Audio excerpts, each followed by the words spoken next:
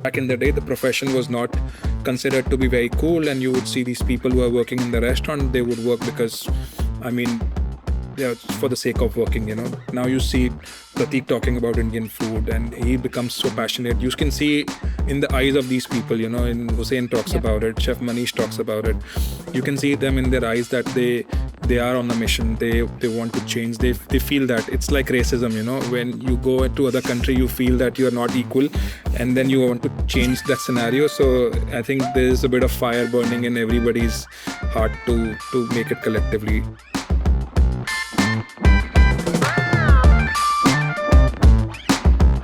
You know how there are chefs whose food you admire? And then there are chefs whose work quietly lingers, the kind that deepens your understanding of where food can go. Himanshu Saini is that kind of chef. When Trésind launched in Bombay, I was the food editor at Culinary Traveler, and even back then, I remember thinking, there's something different here. There were plenty of chefs trying to modernize Indian cuisine at the time, but Himanshu's cooking had this quiet confidence to it. It wasn't flashy or self-important, but it was deeply respectful in how it engaged with tradition while gently nudging it forward. Genius in the quiet rather than the loud. Since then, he's become known for creating menus that are both thoughtful and technical, often inspired by personal stories and regional Indian dishes that don't always get the spotlight. He brings a sense of curiosity and intention to the plate, and that's what I wanted to explore in this conversation. This episode is bold, precise, and plated to perfection. Naturally, it needs something indulgent and elevated, like the 54.5% dark chocolate Indie Katli Bites by Bombay Sweet Shop. Hi Himanshu, welcome to Big Food Energy. I'm so excited to have you here. Thank you for having me. I'm very excited as well. Amazing. Himanshu, I've been a fan for so many years. Back when Trèsind launched in Bombay, I was food editor at Culinary Traveler, and I remember seeing what you were trying to do with Indian cuisine, and I was just really excited. There were a number of people who were trying to do different things with Indian cuisine back then, trying to modernize stuff. There was a lot of liquid nitrogen being used. Yeah. But your approach really spoke to me because even though you'd been cooking Indian food for many years, there was no ego in your cooking. It was all very respectful. And that was really beautiful to see, from the outside. That I've just always been a fan of what you do and your approach. Thank you so much. You've often mentioned that you don't consider yourself a pro, despite all of your successes, the Michelin stars, the 50 best ranking. I feel there's always a sense of curiosity and humility that you bring to Indian cooking. How would you say this mindset has shaped the way you think about your kitchen and create your menus? To run a restaurant, you need team members. You cannot run a restaurant. Doesn't matter how much talented you are, but you still need people in the restaurant to make things work for you. So for me, it's very important to be level-headed when it comes to a kitchen. It's not something which a lot of people who come and eat in a restaurant, they think it's very easy.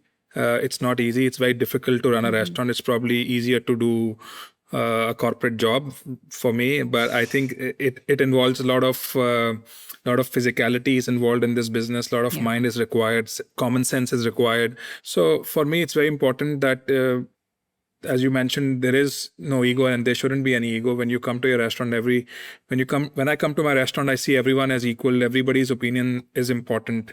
But I mean, I was not all of this, of course, to begin with. And you develop this more with maturity, with more how you go about your kind of cooking. Also, I think my daughter, when she was born, a lot of things changed from that. But then I think as you go ahead, you realize you find your own way to run a restaurant. When I'm speaking right now, I mostly speak about Trèsind Studio in Dubai, and it's a small restaurant. It's really just about 6 tables in the restaurant, and we decided to open Trèsind Studio just because of the fact that the ambition was to make India proud. Answering your bigger question to begin with, also, I think there is a possibility of making money out of this project while doing many other things. Like I do a collaboration with a famous watch brand from Switzerland. As I said, the game-changing moment is to open and set up a restaurant where where you have a team which is, of course, run is like a family. All these guys who work with me in the kitchen are minimum like 8 of them have stayed with me from last 10 years, so they understand. Wow. They understand my functioning. They understand what the restaurant needs. They've seen the journey from where we have started. We've done dishes which we laugh on even today. Why we would do that. But I think all of that makes sense 10 years ago, 8 years ago. But I mean, my kitchen works in a very, very different way. Like I find it difficult when I go abroad and I cook in somebody else's kitchen is because they run totally different as compared to my kitchen. In our kitchen, we don't have KOTs, and of course it makes sense with the restaurant on like the counter seats, but then we don't have those. We run it like a restaurant.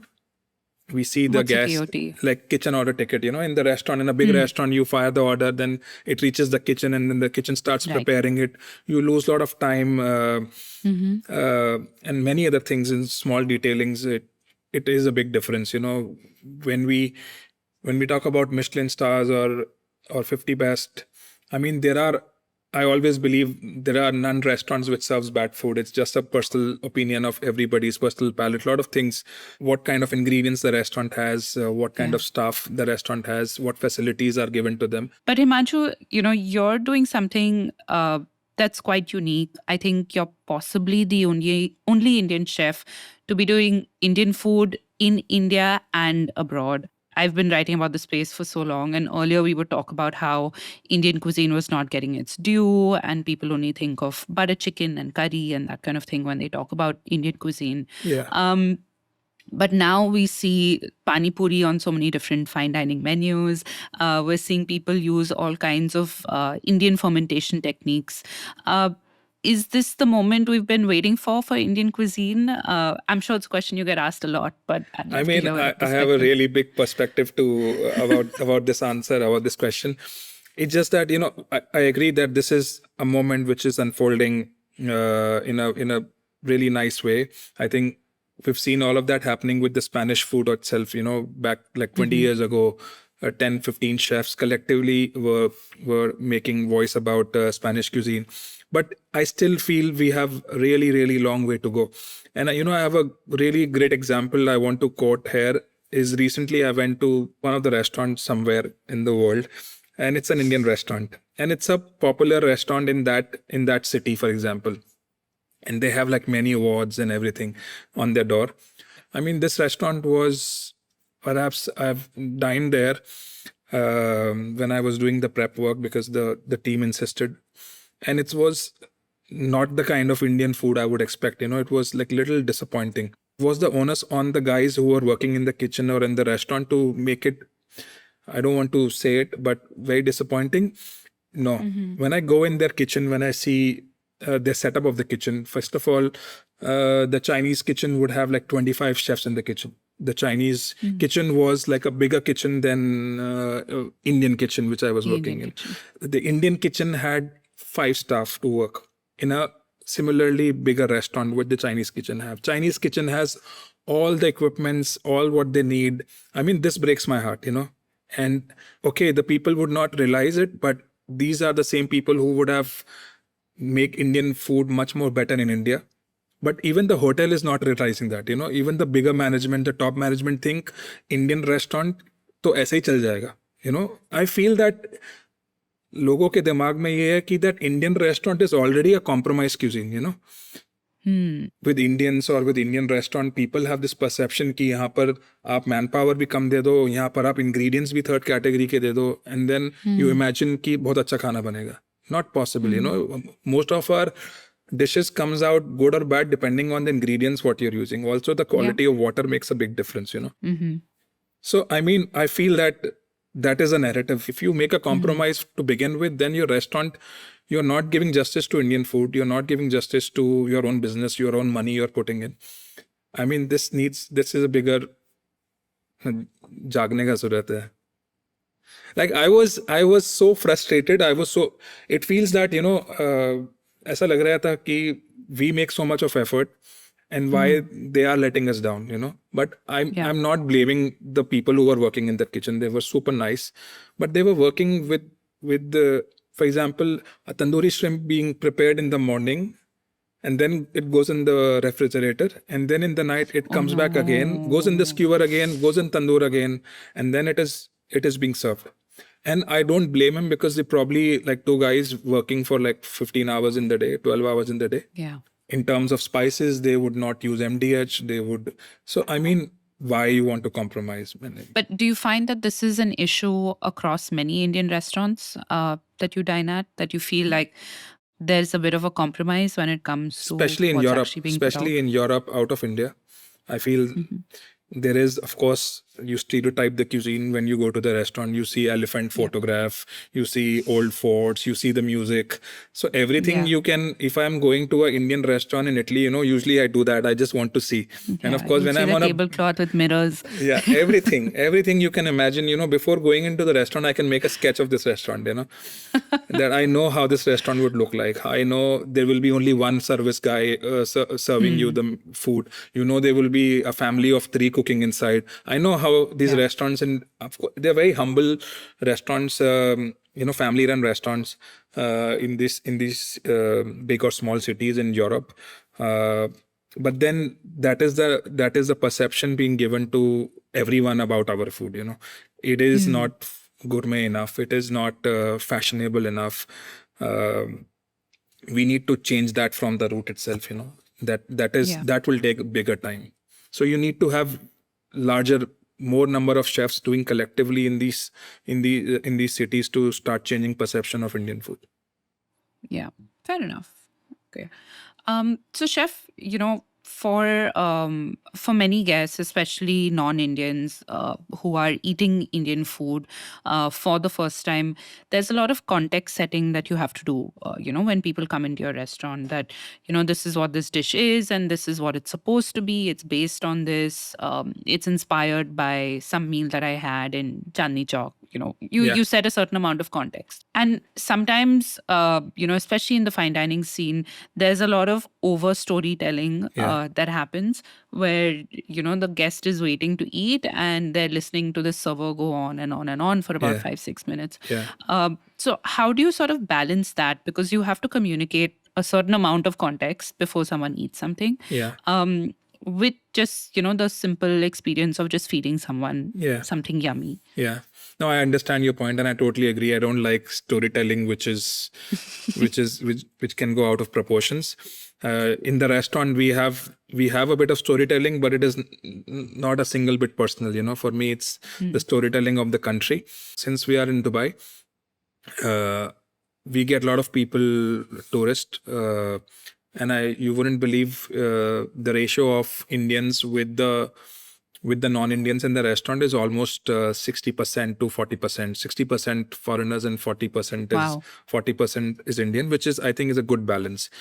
But to make these people who have not eaten Indian food understand the context of how to eat this particular dish, I'll give you an example of serving a dish which is like a take on the Goan balchao. Okay, but we make a dish like a nigiri, for example, and we name the dish which says not a nigiri. We, the Goan balchao, you make the preparation and you typically eat it with the Goan red rice, and you have this sharp pickle, and you eat it with generally being prawns inside, and we serve it like a nigiri. So it is, for them, sounds incredible. No, I mean, it is important, because if you give a nigiri to anyone in Dubai who's coming to eat in my restaurant, they know how to eat it. And I think to have, especially in Dubai, to have that international presence without being too international, you use ingredients, foreign ingredients, you can use it, you can use for European references of how to eat or how to spice or how to use technical abilities of certain region, but not make it as hero, for example. Always make a dish full of Indian flavors, and then I think it's the liberty on the chef to, unless he's not compromising on anything, then you can do anything. Absolutely. No, you said a whole bunch of interesting things, but I want to get into the fact that you're based both in Dubai and in India. Do you feel like being situated in Dubai, you're able to maybe do more justice to Indian cuisine? as opposed to, being only situated in India? This is a very interesting question, and I really believe that uh, being in Dubai is really a blessing, and we see so many people passing through Dubai, and it's a great opportunity for us to showcase our cuisine. There are a lot of people who come and they're doing labor for a few hours. They come and eat with us, and they go back to the airport. Like if a lot of people come and ask me that if we want to open Trèsind Studio in London or in San Francisco or anywhere else in the world, I think it would not work. Like the liberty of Indian staff we have here, like we can hire 10, 15, 20, any number of staffs we want. And all of them can be from India, but this situation is not the same in Singapore, for example. In Singapore, you have to hire like 5 locals to get 1 foreign visa and all of that. All of these factors matters, in our restaurant, from front of the house to the back of the house, all of us are Indians. All of us are very proud Indians, and we want to represent our food. But then in the mix of all of this, you have like a British sommelier, for example, who would imagine what he would do to the names of the dishes. Pairings. And I mean, exceptions are always there, but then we believe that Indians can represent their cuisine much better than a foreign national. Yeah. Yeah, no, 100%. I mean, that totally makes sense. Chef, can you talk to me a little bit about the tasting menus? You were starting to talk about the menus that you do, and you started with something called Spice Odyssey, and then it went into Tasting India, and I think now you have Rising India. Yeah. And each menu, correct me if I'm wrong, seems to be built on the last menu. It's sort of a step, one step forward or one step up. Can you talk to me about your approach to menu design, and like how do you think about each menu, and like what that philosophy looks like? So when we opened Trèsind Studio in Dubai, it was like a backroom door inside Trésind restaurant. We formed like a base of people who were interested in this kind of cuisine, and there were like probably say 300 people in Dubai who were coming regularly to us, bringing their friends and family. And just to keep hold of these people, we started to change menus, from one menu to another menu. Just whenever we saw the footfall being fallen down, we changed the menu. And also for the fun sake, we are getting bored. Now let's change the menu. Yeah. And rightly, I think nobody has picked this up. All of our menus built upon what we were currently doing. And this was always an inspiration. Like you find an answer while doing a menu to make a new menu. It's always like that. It's always like follow this pattern. And then when we decided to open Trèsind Studio in a new location where it started to becoming more famous, more recognizable. And I think then we started to get a bit restrained because we were getting more reservations. People are booking like months in advance. So we don't want to change the menu for the sake of changing also. And then the Michelin came in, and it's just about also respecting those diners who are reading a review and they want to come and eat in your restaurant. And by the time they reach you, you change the menu. So it is also trying to being fair to them. Just 3 years ago, we gone down to this menu where we say Tasting India, Rising India, where we involve like the map of India and bit of geography. Is because, I was doing one event in Croatia where I was asked to speak about modern Indian food. And I was speaking to this audience, which was like 5 in the room, in a room full of 100 empty chairs. There was 5 people who were sitting. So that was the context also to begin with, to listen to an Indian chef about Indian food is not really important to people. I understood in the middle that I was speaking to like walls, nobody was, listening, and they were not responsive.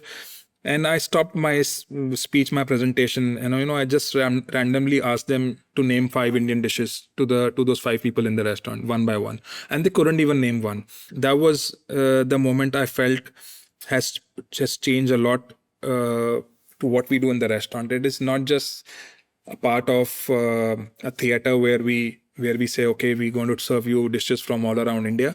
I mean, it's just to tell people that Indian food is not just North Indian food. I mean, I know how tasty it is, but Indian food is also what happens in Rajasthan to what happens in Kerala, in Tamil Nadu, in east of India. By the way, when we started this menu, we started with the reference of directions. So we took like north, west, east, south, and I think which is not the right way, but to begin with, it was a good idea, and it was really difficult way to compile a menu. You have to get the balance right. There are so many things You can't miss this, you can't miss that. And to be honest, the approach is not to serve regional food.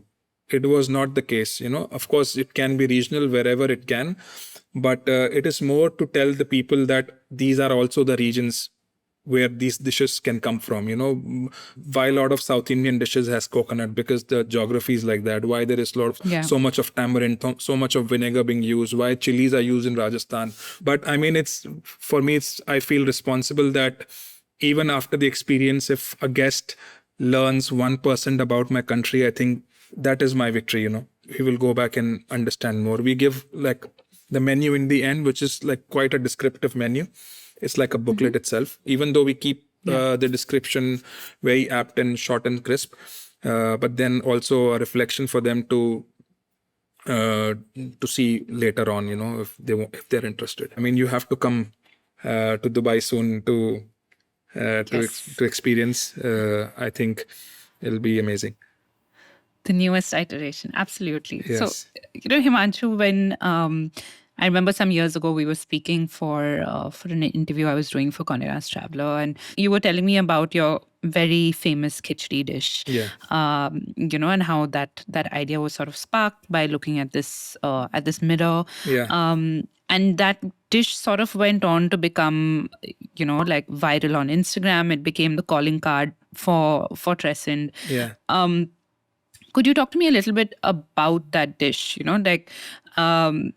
How do people react when they see something like khichdi being reimagined in fine dining? Yeah. This is probably the dish which turned the tides around us and the restaurant. And it's true because, also that dish starts with the map and everything. So probably consciously or unconsciously, we decided we were building upon the one dish has made the whole menu now. It has made the whole experience of the restaurant. So, I mean, nobody has good memories about this dish, He said, everybody saying, hum bimar the, to humne khai, and then we were sick, and then we never used to like this dish. And I think that's the beauty of it, and that's the reason why it became like a calling card, especially, and I think this dish has all the right to become popular in a city like Mumbai only. I would say this would not have been much popular in Delhi to begin with. I think it can only be popular coming out of Mumbai, coming out of a Gujarati town, like where people at least love khichdi, I know the journey of the dish, how it became. It became like a random dish with 72 ingredients. I remember calling it Birbal ki khichdi because we were just about like add any given ingredient in the kitchen available, just throwing everything to the pot. Again, you do this very unconsciously. When you eat it at home, you put a lot of things.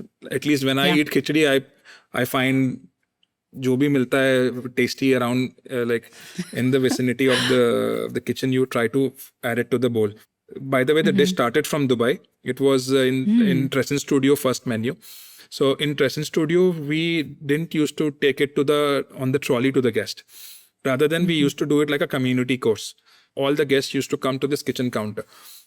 And then I used to have this map of India and the khichdi, the simple khichdi being prepared. And then I used to do my monologue, try to explain, give some sense to the people who don't know what this dish is. But of course, in a restaurant like Trésind, we can't do it. But again, as I said, there are a few dishes in Trésind, Mumbai, which are irreplaceable. One of them is the khichdi, other one is the khandvi ice cream. Oh my God, that's so good. Yeah. So, I mean, that dish opens up like a lot of doors for us to do a menu like this. I'm sure the inspiration is the khichdi. Yeah, no, it's a great dish. And I love the fact that now there are 28 different ingredients that are representative of each state. Yeah. And it's the fact that you're sort of taking something that's really basic in every Indian household and sort of translating that into something that people are going to pay like a lot of money for. Yeah. And I think those are the things that sort of in some way slowly start changing the perception of what Indian cuisine is. Yeah. So I always love to eat it when I'm at Trésind. Like sometimes when we have these guests and I end up having a long conversation with them, and I want to tell them many things within that conversation. And one of them is also about this fact that like the food which we make at our homes is so different than what we serve it in the restaurant, And it's very interesting to tell them that Indian food is not spicy, Baba. It's not just that every dish you eat has to have chili and butter and cream and all of that. And I always tell them, whenever we eat like the food in our house, chilies are always served on the side. It's probably Britishers who have bastardized our cuisine in this fact that it has to be hot and spicy. When people come and eat in a restaurant, they always say a very simple thing. They say the food was very balanced. For me, it is a simple word which doesn't say much, but I understand what they're trying to say is because, and I think that's the biggest victory in that sense, because I know we don't compromise in terms of if there is a dish which needs heat, we don't shy on using chilies also. But then, for example, I've eaten this balchao nigiri, not a nigiri.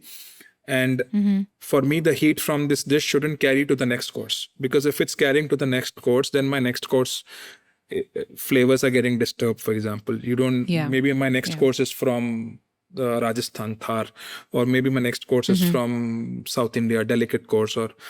So even the pairing which we do in the restaurant with these dishes is something we made our own, like we call it synergy pairing. And it's a synergy between the bar and the kitchen. So a lot of the byproducts for that dish is used in the drink along with it. Yeah. But then it shouldn't be linger on for the next bite, for the next course. It should be finished. You get the blast, you get the flavors, and then it is also self-cleansing. We've been talking about Indian cuisine and how people are slowly starting to appreciate Indian cuisine and see it in a different light. I want to talk about the Michelin star and awards.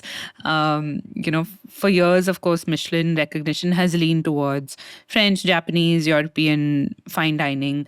But in the past, maybe 3 to 5 years or so, that's slowly changing. And Indian cuisine is getting some level of recognition, whether it's Michelin or 50 Best or James Beard. What do you think has changed in these past few years? I think it's I always believe the life of Indian restaurants in two timelines. One timeline is the one where you have mostly the chefs. They became chefs because they didn't have anything to do. They became chefs because they were not good at anything else, which I also think in my case. But then now you see the chefs who want to become a chefs. That's a big thing. Yeah. Back in the day, the profession was not considered to be very cool, and you would see these people who are working in the restaurant. They would work because, they are for the sake of working. Now you see Pratik talking about Indian food, and he becomes so passionate. You can see in the eyes of these people, and Hussein talks about it, Chef Manish talks about it. You can see them in their eyes that they are on a mission. They want to change. They feel that it's like racism. When you go to other country, you feel that you are not equal, and then you want to change that scenario. So I think there's a bit of fire burning in everybody's heart to make it collectively. No, fair enough. But so a couple of months ago, I did a reel about why doesn't India have any Michelin-star restaurants, and that got a lot of reactions. A lot of people. There were all kinds of comments on that reel about Michelin doesn't understand India, and we don't need a Michelin star, and no, but we do need a Michelin star. There were lots of different opinions. But do you think Michelin could ever do justice to sort of India's culinary landscape and recognizing street food or other facets of our cuisine? First of all, I was following the thread. I read all the comments and I was so I wanted to reply so many people. I think I understand. First of all, I respect the guidance because the kind of things they brought into our restaurant is absolutely amazing. Michelin, the plate on the door means the trust, and I think it will happen. It has to happen because even Michelin understand and they see the progress. They've been seeing the progress. They lately, if there is any cuisine which is doing great, is probably Thai food and Indian food, and probably the two most tastiest cuisines which I love the most is the Thai and Indian food. The only thing which I feel is that in India, it can change how a chef or a restaurateur would think. about their businesses going forward. I think that can be a big shift. And a lot of people, sometimes I go across and a lot of people ask me this question, that do you think if the guide comes to India, is the Indian restaurants are like 3-star level? I say yes, there are. And I think we've seen happening with Japanese food, that they started having inspectors which are not just French, to understand the cuisine The local more. cuisine. To understand the cuisine more, because Japanese cuisine is a different art form, I would say. And I think this will happen when you see guide is also expanding every day. You see now the guide is launched in Philippines also. It's launched in Mexico City, and it's expanding. Of course, when it expands, the people who are working with them also comes with a larger perspective, and I'm sure their eyes are on Indian food. To talk a little bit about 50 Best, in 2016, I was reading this interview that said in 2016, you and your colleagues screenshotted the 50 Best logo as a reminder of your goal, and it was your phone screensaver. And, 2022, Trésind was number 4. And of course, earlier this year, Trésind was number 2. That must have really been like a full circle moment. And now that you've reached this milestone, is there another screensaver moment that you have for you and the team? I mean, we really feel very proud, is because it was very difficult. You wouldn't know at that 10 years ago, I was not sure what do we need to do to make it happen, And I think just patience is what is needed right now. We got into the list and everything after cooking 15 years, after being in the industry for 15 years. And I think it's very important that you patiently work in one good place and you hone your skills there under the best mentor you can find. But I think it's again, as you said, is a life in full circle. It's a moment which I'm very proud of. And I must have shown this to 100 people, I wish it happens on its own time, and then we have to be patient and be consistent and keep working hard for it. Absolutely. Chef, when people think of modern Indian restaurants, the conversation is generally limited to food. Yeah. And in the past, I've heard you speak of modern Indian in terms of also embracing the idea of Indian hospitality. Yes. How do you think restaurants can channel Indian hospitality into fine dining? I think it's probably as important, or maybe more important than food also, to be honest, because you need connection, you need heart, you need emotions, and it's probably food is also a common language. So is hospitality. I think is a bigger language which people can connect easily without even saying a word. It has to have that unseen touch. Hospitality is like that. This art of hospitality is something we've seen how our parents have embraced the guest in our house, and that's the first lesson we learn in any 5-star hotels. And I think it is a weapon, to be honest. Like Indian hospitality, I think is a very understated. People don't understand the power of it. And I feel, you can get tasty food on the streets also, but then for me, fine dining means hospitality. It's not just a small portion food or wine pairing, or how beautiful is the restaurant. For me, what defines fine dining is the hospitality part of it, is the small details, is how passionately you are doing your job. It's all of that. And it's absolutely, it's and India is so good at that. And it's an X factor, and I see it. And the other also Thai cuisine, I feel the same. They are also very hospitable people. I feel very connected. Even Mexico, I was recently in Mexico. I feel the same. Hospitality is something, and I've seen people now with no reference point. They started folding their hands. Like I think it's going to be our new pani puri. You will see this traveling faster than pani puri. I think it's a great feeling. In the first edition of Mina's 50 Best, we won the award of Art of Hospitality. Art of Hospitality. So we were really proud on that, and of course it was a surprise. So we want to build upon it. It's the small details, it's just a small detail. For example, we have this set of 6 glasses in the restaurant, with different numbers. It's just for the fact that if somebody forget to bring their glasses and they're reading a wine list, they need something. So, I mean, you go down to such That's details. Amazing detail. You go down to such details. Like, I mean, the guys in the service are so funny sometimes, like, for example, they feel so proud when they give someone something without even, they ask for it. Hospitality is fun, is what, when you see people get joyed with small touches, is what makes your day on the floor. Absolutely. If there was one thing that that the world had to take from Indian cuisine, what would you say that should be? I think it's the art of blending, compiling the spices. I mean, even when I go somewhere in Europe and I see people cooking with spices, they don't want to overuse it. They don't want to mix too many. So for them, the use of spice means one. They will use one spice, one cumin, something, and they think they have used the spices. I mean, ho gaya. And they use turmeric and ho gaya.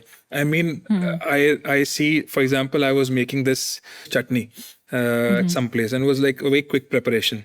And I started using star anise, then I added onion seed, then I added fennel seeds, then I added this. And the person standing next to me was in awe already, He's like, he's picking up spices and throwing it in the pan. It started to smell really nice.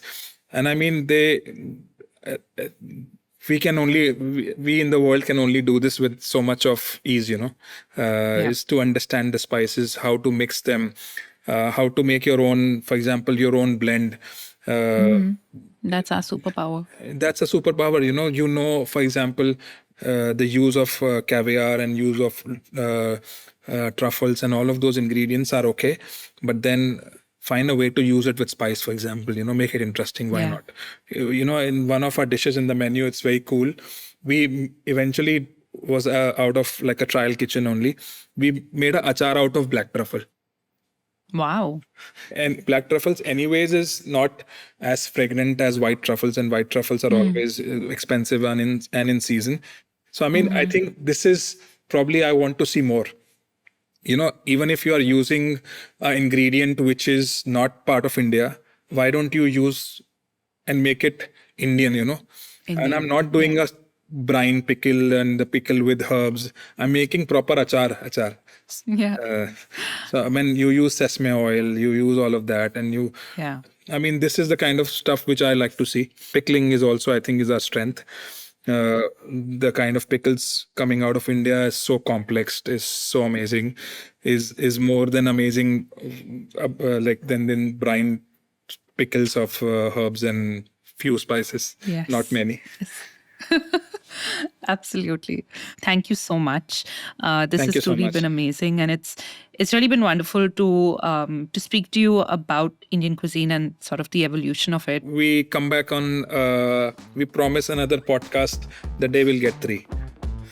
Yes, absolutely, 100%. Let's leave something for future also, like I do it on my how I manifested it now.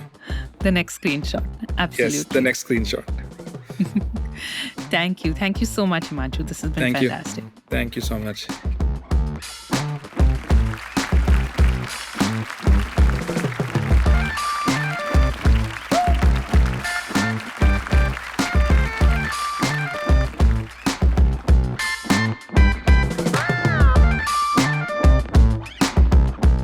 If you enjoyed this episode, don't forget to show us some love.